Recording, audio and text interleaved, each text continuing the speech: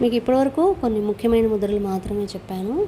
అవి ఏంటంటే రోజు వేసుకుంటే కనుక మనకున్న తత్వాలన్నీ సరి చేసుకొని మన లక్షణాలన్నీ అంటే రోగ లక్షణాలు ఏవైనా కావచ్చు అవి పోగొట్టుకోవచ్చు. ఇంకా చాలా రకాల ముద్రలు ఉన్నాయండి.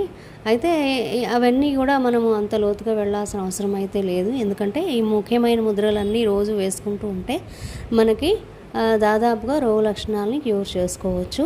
అయితే ఈ ముఖ్యమైన ముద్రలు అనేవి మాకు ఏ ముద్రలు తెలియటం లేదండి అని అంటే కనుక నేను ఇప్పుడు కొన్ని రోజువారీ ముద్రలు కొన్ని చెప్తాను, అవి వేసుకుంటే సరిపోతుంది. ముందుగా ఏంటంటే అందరికీ ఉన్న ప్రాబ్లం ఫస్ట్ గ్యాస్ట్రిక్ ప్రాబ్లమ్స్. దీనికి సంబంధించి నేను 3 ముద్రలు చెప్పాను.